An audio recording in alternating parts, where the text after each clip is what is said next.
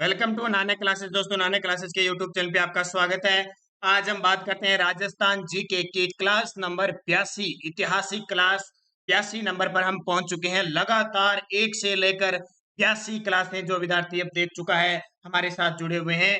प्रतिदिन 50 क्वेश्चनों की एक क्लास लाइव टेस्ट 9 बजे आपको हमारे सवाल आपके जवाब की एक क्लास मिलती है। तो स्टार्ट करते हैं आज के वो इंपॉर्टेंट 50 क्वेश्चन जो परीक्षा में सबसे ज्यादा रिपीट होने वाले हैं। तो जल्दी से वीडियो को लाइक कर दो, शेयर कर दो। अगर आप चैनल पे नए हैं तो इसको सब्सक्राइब कर लो और इसके पास लगे बेल आइकन के घंटे को दबा लो ताकि जो भी वीडियो अपलोड हो आप तक उसका नोटिफिकेशन पहुंच सके। तो पहला क्वेश्चन आपके सामने, जयपुर नगर की स्थापना किसने की थी? बहुत ही आसान और सिंपल सा क्वेश्चन आपके लिए।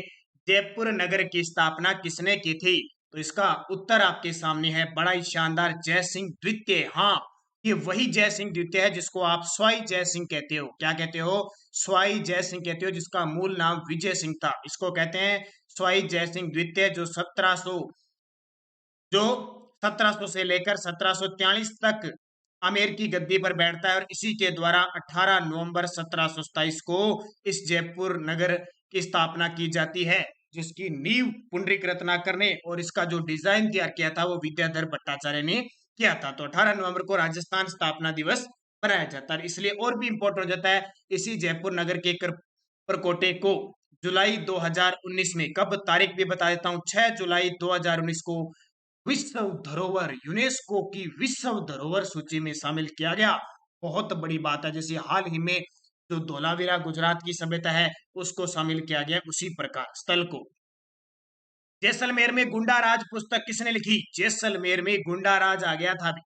जैसलमेर में गुंडे गुंडे आ गए थे, जैसे दक्षिण भारत की फिल्में देखते हो ना, गुंडों का राज होता है, वैसे जैसलमेर में गुंडा राज आ गया था। और ये इसका पता किसको लगा था? सागरमल गोपा को, क्योंकि सागरमल गोपा आपको पता है उस समय जैसलमेर के शासक थे जवाहर सिंह, उनके साथ अनबन हो गई थी और उन्होंने देखा कि जैसलमेर के अंदर एक गुंडा राज, उन्होंने पुस्तक लिख दी, रघुनाथ सिंह का मुकदमा, इस प्रकार की आजादी के दीवाने। ये सागरमल गोपा जी की पुस्तक थी और सागरमल गोपा जी को जानते हो, इनको जेल में यातनाएं दी गई थी और मिट्टी का तेल डालकर इनको जला दिया गया था। बहुत ही निर्मम इनकी हत्या की गई थी, तो इसलिए प्रसिद्ध है। तीसरा, द्वारिकापुरी का रणछोड़ मंदिर बनवाया था। द्वारिकापुरी का जो रणछोड़ मंदिर है वो किसने बनवाया था? तो राव सुरजन ने बनवाया था। किसने? राव सुरजन ने। डाकन प्रथा सन 1853 में सर्वप्रथम बंद कहां हुई थी? डाकन प्रथा। कितना डाकन सी, वो डाकन प्रथा, यानी जिसे में भूत प्रेत किसी महिला में अगर आ जाते थे तो उस महिला को फिर वो अपवित्र माना जाता था और लोग मिलकर उसकी हत्या कर देते थे। डाकन प्रथा थी, इस प्रकार की प्रथा थी। तो सर्वप्रथम उदयपुर में डाकन प्रथा पर 1853 में रोक लगी थी, जब महाराजा स्वरूप सिंह यहाँ के शासक थे। कौन थे? महाराणा स्वरूप सिंह के समय डाकन प्रथा पर क्या लगी? रोक। भारत में हैंडलूम का सबसे बड़ा केंद्र है। भारत में हैंडलूम का सबसे बड़ा केंद्र कहाँ पे है? किशनगढ़, नीमाहेड़ा, सांगानेर, शाहपुरा। तो इसका सही जवाब हो जाएगा किशनगढ़, अजमेर में भारत में हैंडलूम का सबसे बड़ा केंद्र है। राजस्थान में सबसे अधिक जनसंख्या घनत्व वाली पंचायत समिति कौन सी है? राजस्थान में सबसे अधिक जनसंख्या घनत्व वाली पंचायत समिति कौन सी है? हैरान रह जाओगे, उस पंचायत समिति का नाम है धौलपुर। आपको पता है सबसे कम जनसंख्या जो घनत्व वो जैसलमेर जिले का है, सबसे कम क्षेत्रफल धौलपुर का है, लेकिन धौलपुर जो खुद पंचायत समिति है उसमें जनसंख्या घनत्व राजस्थान में सबसे ज्यादा है। रिक्को का मुख्यालय कहाँ स्थित है? बहुत ही आसान क्वेश्चन है आपके लिए, बड़े ही साफ आराम से इसका उत्तर देने वाले हो सभी विद्यार्थी। वही दे सकता है जो कंटिन्यूज हमारी क्लास ले रहा है, क्योंकि हम आज 82 नंबर की ऐतिहासिक क्लास है। मान के चलो पहली क्लास से जो देखने लगा है और अब 82वीं क्लास पे पहुंच गया और सुबह 7 बजे हमारी राजस्थान की करंट अफेयर से जुड़ा हुआ है, उससे तो ये क्वेश्चन अछूता नहीं रह सकता। रिक्को का मुख्यालय जयपुर में है। रिक्को की स्थापना 1980 में हुई थी। कब हुई थी? रिक्को की स्थापना 1980 में हुई थी। सोडियम सल्फेट कारखाना कहाँ पे है?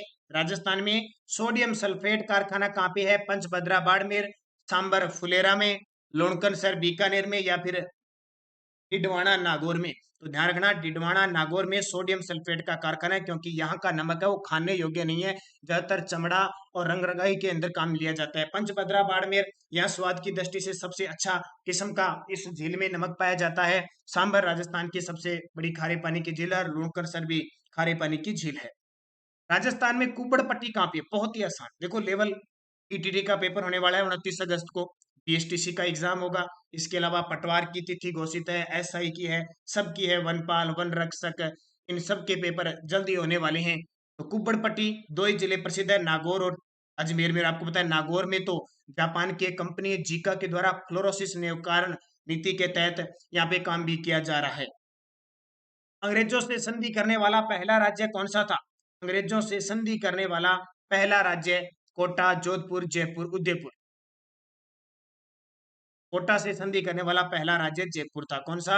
जयपुर। अब ये संधि 1818 की नहीं है, कोई अलग प्रकार की संधि है जिसमें इसका उत्तर आ जाता है जयपुर। स्वतंत्रता आंदोलन में भाग लेने वाले निम्न में से कौन से संविधान निर्मात्री सभा के सदस्य थे? स्वतंत्रता आंदोलन में भाग लेने वाले है कौन से थे जिन जो संविधान निर्मात्री सभा के सदस्य भी थे? तो बलवंत सिंह मेहता, जानते हो बलवंत सिंह मेहता, ये वही बलवंत सिंह मेहता है जिन्होंने मेवाड़ प्रजा मंडल की 1938 में पहले अध्यक्ष बने थे बलवंत सिंह मेहता, और मेवाड़ प्रजा मंडल की जो स्थापना की थी वो माणिक्य लाल वर्मा ने। राजस्थान की पहली महिला कलेक्टर कौन थी? और ये क्वेश्चन मैंने कल एग्जाम में आपको पूछा था कि राजस्थान की पहली महिला कलेक्टर कौन थी? ओटीमा बोरदिया। कौन थी? ओटीमा बोरदिया राजस्थान की पहली महिला जिला कलेक्टर थी। श्रीमती कुशाल सिंह राजस्थान की पहली महिला मुख्य सचिव थी, ये भी याद रखना। विश्व का सबसे बड़ा रिहायशी महल कौन सा है?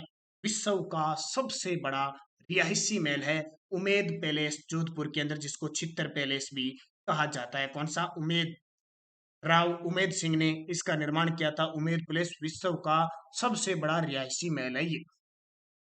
राजस्थान का सबसे पहला साक्षर आदिवासी जिला कौन सा है? राजस्थान का पहला आदिवासी साक्षर जिला कौन सा है? तो ये उत्तर हो जाएगा डूंगरपुर। यानी आदिवासियों के संदर्भ में देखें तो पहला साक्षर आदिवासी जिला है डूंगरपुर, जिसे हम पहाड़ों की नगरी कहते हैं।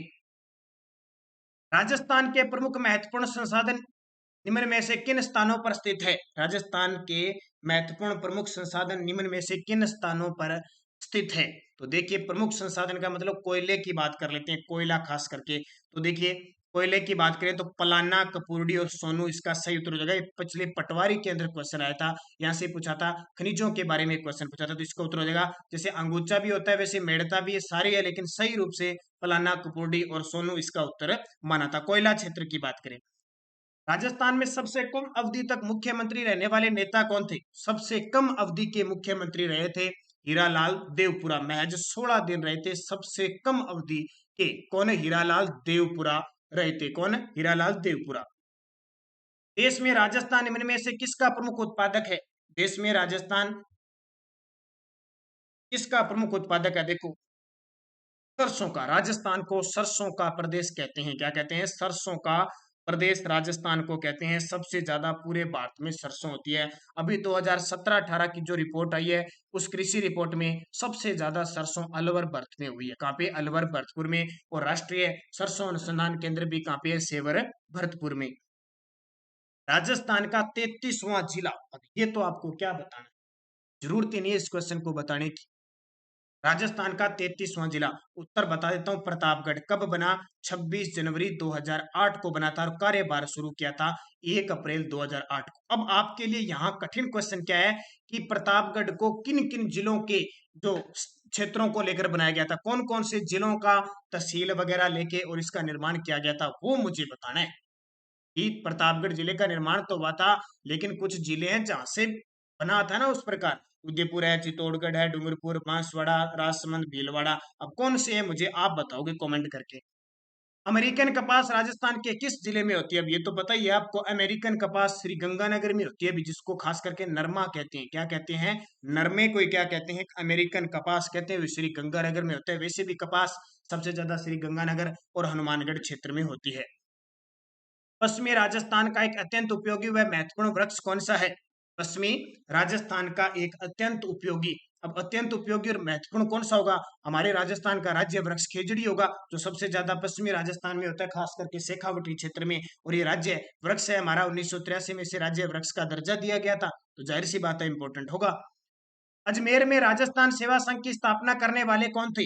अजमेर में राजस्थान सेवा संघ की स्थापना करने वाले कौन थे?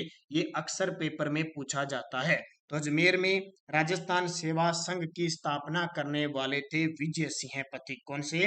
विजय सिंह पथिक ने अजमेर में की थी। ध्यान रखना, पहले इसकी स्थापना 1919 में वर्धा महाराष्ट्र में हुई थी, लेकिन 1920 में इसे कहाँ स्थानांतरित किया गया? अजमेर स्थानांतरित किया गया। बयाना दुर्ग के निर्माता कौन थे? बयाना दुर्ग, और इसके बारे में कल भी मैंने बताया था। बयाना दुर्ग भरतपुर के अंदर है, और राजस्थान का पहला विजय स्तंभ यहाँ बयाना के अंदर ही बना हुआ है। और बयाना दुर्ग में आपको पता है, बयाना क्षेत्र में 16 फरवरी 1527 को राणा सांगा और बाबर के बीच युद्ध हुआ था, जिसमें सांगा जीत गया था, बाबर हार गया था। तो बयाना दुर्ग के जो निर्माता है वो विजयपाल है। कौन है? विजयपाल। मिलाला से क्या तात्पर्य है? भीलों का मृत्यु संस्कार है, भीलों की विवाह पद्धति का एक प्रकार है, भीलों द्वारा पहने जाने वाला कुर्ता है, या भीलों की उपजाति है। ये मिलाला क्या है? तो याद रखना, भीलों की उपजाति है। भीलों की जो उपजाति है उसको क्या कहते हैं? मिलाला। हाड़ी रानी का वास्तविक नाम क्या था? हाड़ी रानी का वास्तविक नाम क्या था? रानी उमादे। उमादे तो हो नहीं सकता, क्योंकि रूठी रानी थी रानी उमादे, मालदीव की पत्नी। कमलावती थी नहीं। सहल कंवर, सहल कंवर की ये थी। कौन थी ये हाड़ी रानी?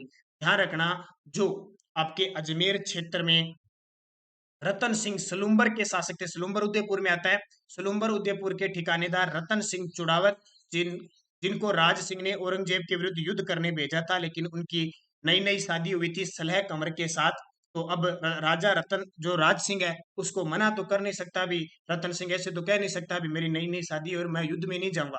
अब युद्ध का मतलब ये तो है नहीं कि आप सुबह 6 बजे युद्ध करने गया और 10 बजे युद्ध कर जीत के और घर पे वापस आ गया। युद्ध का मतलब है एक एक दो दो महीने वहीं युद्धों में व्यस्तता होते थे, और पता नहीं वापस जीवित आते थे कि नहीं आते थे। ठीक है, ये कंडीशन थी। और उस पहले दिन तो उनकी बारात, विवाह होता है, और दूसरे दिन तो बहुत प्रोग्राम होते हैं, सगे संबंधी आए होते हैं, साले वगैरह आते हैं। तो सलेह कंवर जी और रतन सिंह जी तो विछोड़ा हो रहा था। अब रतन सिंह को गुस्सा भी आया, लेकिन अपने जो महाराजा है उसकी आज्ञा भी माननी पड़ी। तो रतन सिंह चुड़ावत जब युद्ध करने जाते हैं तो अपनी पत्नी सलेह कंवर से निशानी मांगते हैं। क्या मांगते हैं? निशानी, भी तू मुझे कोई निशानी दे दे, ताकि मैं युद्ध में तेरी याद मुझे न सताए, याद सताए तेरी, है ना। तो सलह कंवर, अब ऐसे तो है नहीं, आज की कोई परंपरा तो है नहीं कि युद्ध में कोई बिंटी दे दी, कोई बाल का रबड़ निकाल के दे दिया और कह लिया ठीक है निशानी है। रतन सिंह चुड़ावत ने भेजा, सलह कंवर ने कह दिया कोई निशानी नहीं है, आप युद्ध करो जाके और जीत के आना। रतन सिंह नहीं माना, उसने फिर वापस एक सेनापति को भेज दिया कि जाओ निशानी तो लेके आओ, फिर ही जाऊंगा मैं। सलह कंवर ने सोचा इसको इसकी पक्की निशानी दे देते हैं। तो सलह कंवर ने क्या किया, नाराज होके, गुस्से होकर अपना गर्दन शीश काट के और थाली में रख के दे दिया, ले चुड़ावत महाराज जी, ये लो निशानी, अब जिंदगी में मुझे नहीं भूलोगे। रतन सिंह चुड़ावत ये देखकर बड़ा दुखी हुआ और इतने गुस्से में जाके युद्ध किया कि औरंगजेब की सेना को हरा दिया। इस पर क्या है, ये इतना अपना शीश काट के देती है, इतना बड़ा त्याग करती है, इसलिए ये सलह कंवर इतिहास में हाड़ी रानी के नाम से जानी जाती है। हाड़ी रानी की बावड़ी टोंक के अंदर, ये ध्यान रखना, हाड़ी रानी का वास्तविक नाम सलह कंवर था। मेघराज मुगल ने इस पर एक पंक्ति भी लिखी है, कविता लिखी है वैसे पूरी, सेनानी। ठीक है, चुड़ावत मांगे सेनानी सिर काट दियो सतरानी। ठीक है, ये कहानी बहुत लंबी है, जब ऑफलाइन हम जब कोचिंग में तो पूरी डिटेल से, और अपनी जो स्थानीय भाषा है, स्थानीय बोली है, उसमें पूरा डिटेल से 1 घंटे में इतना जबरदस्त तरीके बताते हैं कि कोई स्टूडेंट पढ़ लेगा हिस्ट्री तो हिस्ट्री नहीं भूलेगा कभी। लेकिन अब यहाँ पे समय की मर्यादा है और हम एक दूसरे से इतना हमारा संपर्क नहीं हो पाता है, तो हम यहाँ पे क्वेश्चन और आंसर पर ही चर्चा करनी ज्यादा समझते हैं। तो ये रतन सिंह चुड़ावत थे राज सिंह के समय। तो ऐसा उस समय होता था, ध्यान रखना। लेकिन वर्तमान में जो बालिकाएं हैं, महिलाएं हैं, वो ऐसा मत कर देना, क्योंकि एक ही मुश्किल से मिलता है, दूसरा नहीं मिलता। अगर शीश काट के दे दिया तो बाद में क्या करेंगे, ध्यान रखना। ठीक है, शीश काट के। वो पहले की बात अलग होती थी, अब का जमाना अलग है, उसमें बहुत कुछ हो जाता था। अब एक बार होने के बाद वो शीश काट के देते तो फिर इल्जाम ही लगता है कि हाँ पता नहीं क्यों काट के दिया है, फिर उस पे केस हो जाती है और फिर बेचारा वो जेल में सड़ता है। तो पहले की बात अलग है, अब इतने ज्यादा प्रोत्साहित मत हो जाना बालिकाएं, महिलाएं कहीं अब ऐसे हो जाए हम भी ऐसे कर देंगे, तो आपको अडुरानी बनने की जरूरत नहीं है। आप बस पतिव्रता और मान मर्यादा और जो भारतीय समाज की परंपरा ही निभाते रहना। क्षेत्रफल की दृष्टि से राज्य का दूसरा सबसे बड़ा जिला, क्षेत्रफल की दृष्टि से राज्य का दूसरा सबसे छोटा जिला कौन सा है? क्षेत्रफल की दृष्टि से सबसे छोटा जिला तो धौलपुर है, तो दूसरा कौन सा हो गया? दौसा हो गया। कौन सा? दौसा हो गया। बाबो शाह के नाम से प्रसिद्ध किस राजनेता का संबंध सीकर जिले से है? बाबो शाह के नाम से प्रसिद्ध राजनेता का संबंध किस जिले से है? तो बाबो शाह भैरव सिंह शेखावत को कहा जाता है। भैरव सिंह अंत्योदय सब रोजगार योजना चलती है।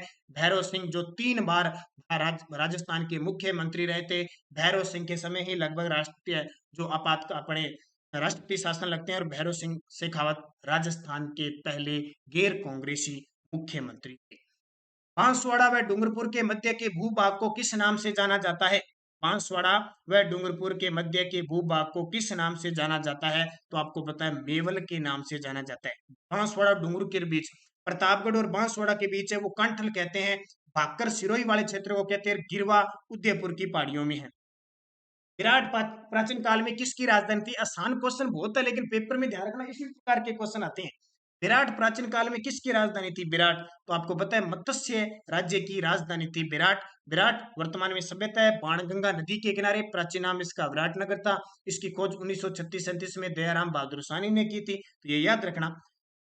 राजस्थान में किस शहर को सन सिटी कहते हैं? अब इतना आसान क्वेश्चन है कि पिछले 2 साल से बीएसटीसी में क्वेश्चन आ रहे हैं, वहां ये पूछ रहे हैं, एक एक ही पेपर में 2 क्वेश्चन आ गए। पहले प्रश्न पूछ लिया सन सिटी कहते हैं, दूसरे में पूछ लिया, ठीक है, उसी पेपर में उसी पेपर में पूछ लिया सूर्य नगरी किसे कहते हैं? तो सूर्य नगरी सन सिटी जोधपुर को कहते हैं, ध्यान रखना। और एक ब्लू सिटी आ जाए तो ब्लू सिटी, और ये एक प्रश्न आ जाए नीला शहर, इसी किसको भी कहते हैं? जोधपुर को ही कहते हैं। भरतपुर संभाग में जिलों की संख्या कितनी होती है? अब हमारे संभाग कितने हैं? टोटल 7, जिले कितने हैं? 33। तो हमें पता होना चाहिए कि भरतपुर संभाग में, अजमेर संभाग में, कोटा संभाग में, बीकानेर संभाग में 4-4 जिले आते हैं। 4 4 4। जयपुर संभाग में 5, जोधपुर संभाग में 6 और उदयपुर संभाग में 6 आते हैं। तो भरतपुर में कितने आ गए? 4। भरतपुर संभाग सबसे नवीन संभाग है। भरतपुर संभाग सबसे ज्यादा घनत्व वाला भी संभाग है। राजस्थान के वे जिले जो अंतरराष्ट्रीय सीमा पर अवस्थित है, बहुत आसान है, लेकिन जो नए विद्यार्थी जुड़े हुए हैं उनके लिए भी बहुत इंपॉर्टेंट है। राजस्थान के वे जिले जो अंतरराष्ट्रीय सीमा पर अवस्थित है, तो सीधी सी बात है, जे उत्तर याद रखो, चे याद रख सकते हो, बाजे बींग। कौन सी? बाजे बींग। बाड़मेर, जैसलमेर, बीकानेर, गंगानगर। तो देख लो, जालोर तो है नहीं, जोधपुरी है नहीं, जोधपुरी है नहीं, गंगानगर जिसकी सीमा 210 किलोमीटर लगती है, बीकानेर जिसकी सीमा 168 किलोमीटर लगती है, जैसलमेर जिसकी सीमा 464 किलोमीटर लगती है, बाड़मेर जिसकी सीमा 228 किलोमीटर लगती है। विशाल राजस्थान में अजमेर, आबू तहसील व सुनील टप्पा के विलय होने का समय था। यानी विशाल राजस्थान का मतलब राजस्थान एकीकरण का अंतिम चरण, जिसमें अजमेर मेरवाड़ा मिला, आबू देलवाड़ा मिला और सुनील टप्पा को मिलाया गया। तो वो तारीख थी 1 नवंबर 1956 को। इस समय हमारे राजस्थान का एकीकरण पूरा हो गया, और 1 नवंबर को हम राजस्थान स्थापना दिवस बनाते हैं, क्योंकि 7 चरणों में राजस्थान का एकीकरण होता है। 8 वर्ष 7 माह और 14 दिन इसको लगते हैं। कितने? 8 वर्ष 7 माह 14 दिन। अगला क्वेश्चन देखिए, कौन सा जिला केंद्र शासित सी श्रेणी का राज्य था उस समय? ठीक है, देशी रियासतों में अंग्रेजों का राज था ना, कौन सा सी श्रेणी का राज्य था? तो अजमेर मेरवाड़ा ही था, जो ठिकाने थे वो सी श्रेणी के थे। मेदिनीपुर नागौर जिले के किस शहर का प्राचीन नाम है? मेदिनीपुर नागौर जिले के किस शहर का प्राचीन नाम था? मेदिनीपुर, तो ध्यान रखना, जो मेड़ता सिटी है ना, मेड़ता सिटी, उसका प्राचीन नाम था। किशनगढ़ सोनी, जिन्हें रेल बाबा भी कहा जाता है, का संबंध किस जिले से है? रेल बाबा किशनलाल सोनी, किशनलाल सोनी जिन्हें रेल बाबा भी कहा जाता है, इनका संबंध था बूंदी जिले से। कौन से? बूंदी जिले से। सूरसेन की राजधानी थी, सूरसेन जो जनपद था ना, उसकी राजधानी क्या थी? मथुरा थी। सूरसेन महाजनपद था, उसकी राजधानी क्या थी? मथुरा थी। मथुरा उत्तर प्रदेश में, ध्यान रखना, मथुरा उत्तर प्रदेश में है। राजस्थान के प्रथम निर्वाचित मुख्यमंत्री टीकाराम पालीवाल का संबंध किस जिले से है? राजस्थान के प्रथम निर्वाचित मुख्यमंत्री टीकाराम पालीवाल। यहाँ कई बार निर्वाचित आ जाता है, कई बार ऐसे आ जाता है लोकतांत्रिक मुख्यमंत्री, तो कंफ्यूज मत होना। टीकाराम पालीवाल, और ये राजस्थान के प्रथम निर्वाचित थे, मुख्यमंत्री थे, प्लस राजस्थान के प्रथम उप सीएम भी थे, उप मुख्यमंत्री भी कौन थे? टीकाराम पालीवाल। इनका जो विधानसभा क्षेत्र था, इनका जो संबंध था, वो दौसा जिले से था। राजस्थान के लोहे पुरुष माने जाते हैं, राजस्थान के लोहे पुरुष, जैसे भारत के लोहे पुरुष आप कहते हो ना सरदार वल्लभ भाई पटेल को, उसी प्रकार राजस्थान के लोहे पुरुष कहते हैं दामोदर लाल व्यास को। किसको कहते हैं? दामोदर लाल व्यास को कहते हैं। मोहनलाल सुखाड़िया को आधुनिक राजस्थान के निर्माता कहते हैं। माणिक्य लाल वर्मा को मेवाड़ के गांधी कहते हैं। और पंछिड़ा गीत गाया था जयनारायण व्यास को मारवाड़ का गांधी कहते हैं। राज्य की कुल स्थलीय सीमा की लंबाई कितनी है? राज्य की कुल स्थलीय सीमा की लंबाई कितनी है, ये आपको बताना है। यानी यहां से घूमोगे, इधर घूमते घूमते घूमते घूमते घूमते घूमते सारी परिधि माप के आ जाओ, स्थलीय सीमा आ जाएगी कितनी? 5,920। अगर आपसे पूछे अंतर्राज्य, पूछे ना अंतर्राज्य, तो 5,920 में से अपनी पाकिस्तान वाली निकाल देना। पाकिस्तान वाली जब आप निकाल दोगे तो आपका उत्तर हो जाएगा 4850 किलोमीटर। तो अलग अलग तरीके से पूछा जाता है। प्राचीन नाम मांड किसका था? मांड किसका प्राचीन नाम था? तो मांड का पता ही है, मांड जैसलमेर, वल्ल मांड, ये जैसलमेर के नाम है। राजस्थान सीमा पर स्थित भारत पाकिस्तान की अंतरराष्ट्रीय सीमा का नाम क्या है? देखो ऐसे प्रश्न भी आते हैं, तो ऐसे प्रश्न भी हमें पढ़ने पड़ेंगे। आप सोचते हो ये क्या प्रश्न है? ये प्रश्न बहुत इंपॉर्टेंट है, हमें पता होना चाहिए हम किस सीमा के किनारे बैठे हैं, कौन सा देश पाकिस्तान लग रहा है। रेड क्लिफ रेखा, अब लंबाई भी पता होना चाहिए, 1070 किलोमीटर। मैकमोहन रेखा भारत और चीन के बीच है, भारत और चीन के बीच है मैकमोहन रेखा। और 38 डिग्री समांतर रेखा है उत्तरी कोरिया और दक्षिणी कोरिया के बीच। राजस्थान का वह जिला जिसका भौगोलिक और सामाजिक वातावरण, पर्यावरण तथा राजनीतिक सीमा उत्तर प्रदेश व मध्य प्रदेश दोनों से लगती है। ये यहाँ की सीमा, ऐसा जिला जो यूपी से भी लगता है इधर, और इधर एमपी से भी लगता है। तो उत्तर क्या आ जाएगा? Dholpur, UP MP. जैसे पंजाब के साथ हनुमानगढ़ लगता है ना, पंजाब हरियाणा के साथ, उसी प्रकार भरतपुर हरियाणा यूपी के साथ लगता है, धौलपुर यूपी एमपी के साथ लगता है, और बांसवाड़ा आपका एमपी गुजरात के साथ लगता है। तो ये ध्यान रखना चारों जिलों का। मध्य प्रदेश के साथ राज्य के किस जिले की सीमा सबसे छोटी है? मध्य प्रदेश के साथ राज्य के किस जिले की सीमा छोटी? अब ये बता दो, वो तीन चार आसान लग रहे हैं, इसका उत्तर बता दो। क्या बताओगे? मध्य प्रदेश के साथ राज्य के किस जिले की सीमा सबसे छोटी लगती है? यहाँ से शुरू होता है मध्य प्रदेश, और यहाँ तक टोटल इधर वाले 10 जिले लगते हैं, इधर वाले भी 10 लिखते हैं, धौलपुर से लेकर बांसवाड़ा तक। ध्यान रखना, जब आप नक्शे में ढंग से देखोगे तो भीलवाड़ा की सीमा थोड़ी सी लगेगी, भीलवाड़ा की सीमा थोड़ी सी लगेगी, हल्की सी। तो सबसे कम और सबसे ज्यादा झालावाड़ की लगती है, तो ये झालावाड़ की सबसे ज्यादा और भीलवाड़ा की सबसे कम। टोटल 1600 किलोमीटर मध्य प्रदेश लगता है राजस्थान से। खारिया, रासवानी, सोभाला व उदीस भार क्या है? ये बता दो। शराब की किस्में है, शराब की किस्में देखिए क्या, खारिया, रासवानी, सोभाला, उदीसर। कुचामनी ख्याल के कलाकार हैं, बाड़मेर जिले के गांव है, या भारतीय स्वतंत्रता अधिनियम 1947 से संबंधित है? क्या उत्तर दोगे? ऐसा प्रश्न आ जाए तो कॉम्बिनेशन बराबर ही होता है। मैंने आप लगभग बताता हूं कि जब एग्जामिनर पेपर बनाएगा तो तीनों स्तर का बनाएगा, उच्च स्तर, निम्न स्तर, और जो निम्न स्तर के बालक होते हैं, बिल्कुल निम्न, मध्य और उच्च तीनों बनाता है। ये उच्च स्तर का है। अब जो उच्च स्तर के विद्यार्थी कर दो इसका उत्तर। उत्तर आ जाएगा बाड़मेर जिले के गांव है, ये बाड़मेर जिले के गांव है खारिया, रासवानी, सोबालार, उदेश भार। अब बाड़मेर वाले उनको तो पता होगा। राजस्थान के संलग्न जिले कौन से हैं? ये भी बता दो। बस हल्के हल्के क्वेश्चन एकदम इकट्ठे आ गए। राजस्थान के संलग्न जिले सिरोही, बाड़मेर, जैसलमेर, झालावाड़, बूंदी, टोंक, सिरोही, पाली, नागौर, चूरू, झुंझुनू, जयपुर। संलग्न का मतलब है आपस में जुड़े हुए, एक की सीमा यहाँ लगी तो दूसरी की यहाँ लगी, तीसरी की यहाँ लगी। अब इसका उत्तर है सिरोही, पाली, नागौर। अब मैं आपको दिखाता हूं, अगर मेरे पास नक्शा है तो। क्या बताया आपको? देखिए सिरोही, ये रहा, पाली और नागौर तीनों पास पास में है। और देख लेते हैं, सिरोही और बाड़मेर पास पास में लगे हैं क्या? नहीं लगे, कट गया ऑप्शन। एक ऑप्शन था झालावाड़, बूंदी, टोंक, ये झालावाड़, ये कहां बूंदी रह गया। और ये कहाँ टोंक रह गया, तो ये नहीं लगता ना, संलग्न नहीं है, आपस में जुड़े हुए नहीं है। फिर एक ऑप्शन था चूरू, झुंझुनू और जयपुर, अब ये जयपुर नहीं लगा हुआ। इससे डीपली क्वेश्चन आगे तो क्या करोगे, इसके लिए मैं कहता हूं नक्शा पढ़ना जरूरी है, नक्शे पे ध्यान देना जरूरी है। उत्तर भाई साहब सिरोही, पाली, नागौर है, बड़े चिपे हुए हैं मस्ती से यहाँ पे सिरोही, यहाँ पे पालकी और यहाँ पे नागौर तीनों।